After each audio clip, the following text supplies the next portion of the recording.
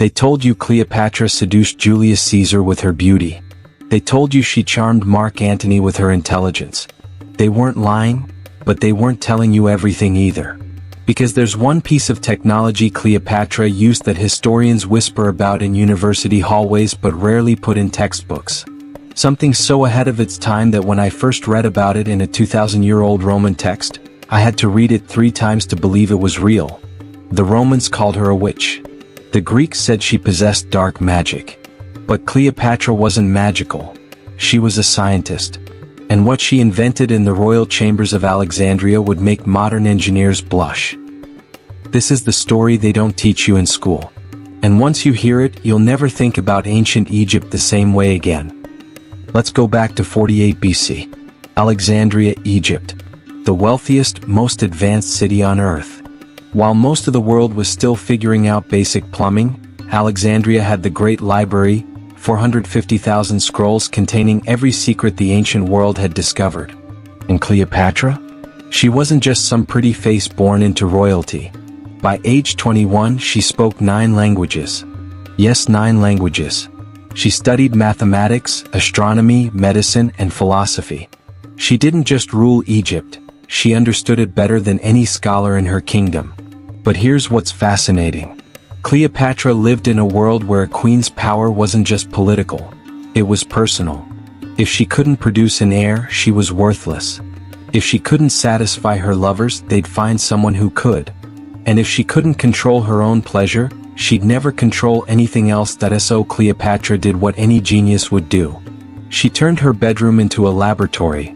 The Roman historian Pliny the Elder, writing just 100 years after her death, documented something he found in the royal archives. Something that made him so uncomfortable he almost didn't include it in his natural history. But he did. Because it was too incredible not to record.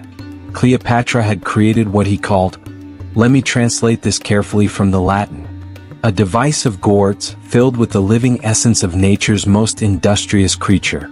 Gourds, hollow containers, filled with living creatures.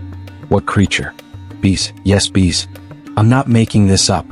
According to multiple ancient sources, Cleopatra designed a hollow papyrus tube shaped like, well, you can imagine, filled it with bees and sealed one end with wax. The vibrations from the bees trying to escape created, let's call it a mechanical advantage that didn't exist anywhere else in the ancient world. The world's first vibrator, powered by insects, invented by the Queen of Egypt. Now, before you think this is just some wild rumor, let's talk about why this actually makes perfect sense. First, Cleopatra had access.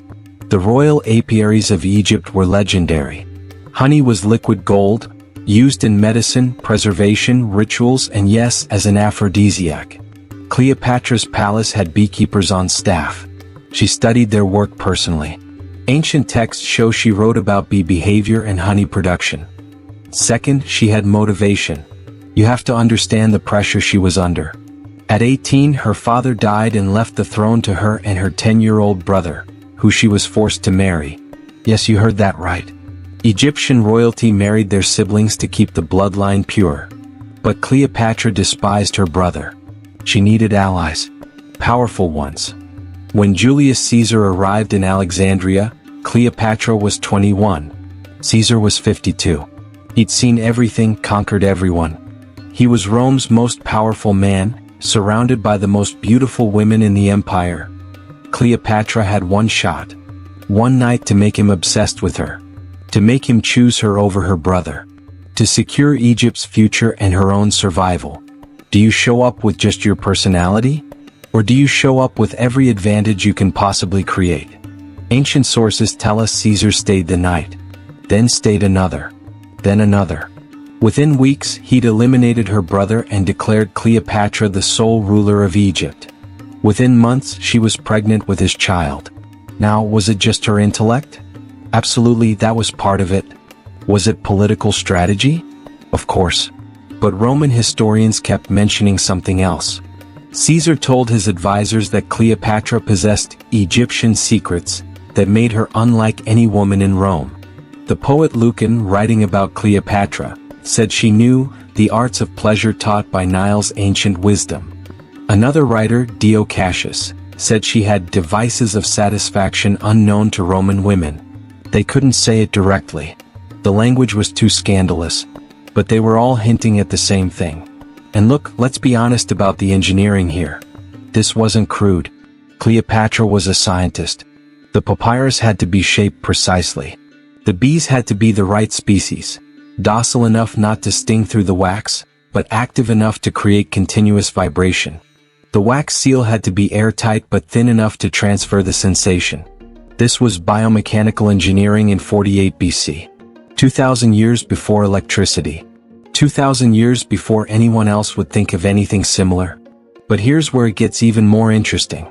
Because Cleopatra didn't just use this once and forget about it. This became her signature.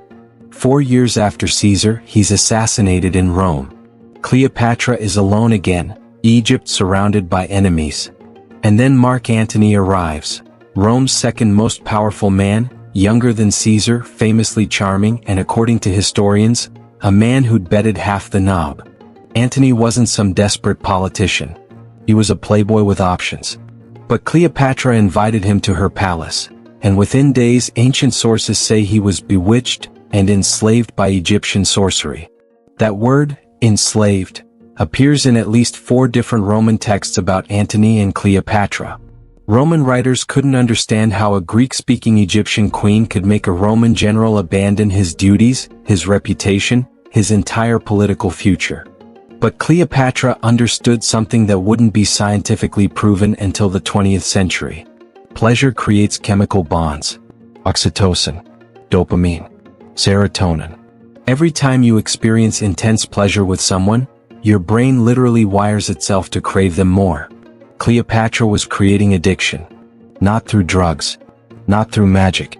Through pleasure so intense that these powerful men had never experienced anything like it. And once they did, they couldn't imagine life without it. Marc Antony stayed in Egypt for years. He abandoned his Roman wife. He gave Cleopatra entire provinces as gifts.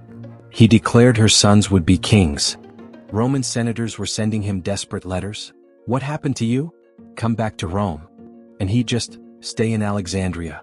With Cleopatra. The Roman historian Plutarch, writing 150 years later but using sources from people who were there, said Antony told his friends that Cleopatra had taught him pleasures of the body that exist nowhere else on earth, techniques passed down from Egyptian priestesses of ancient times. Egyptian priestesses. Because here's the thing most people don't know. Before Cleopatra, there were temple priestesses in Egypt who studied the human body the way Greek philosophers studied the stars. They documented anatomy. They experimented with herbs, oils, positions, techniques. They treated pleasure as a science. And Cleopatra, who had access to the great library, had access to all of their research. Thousands of years of accumulated knowledge about the human body.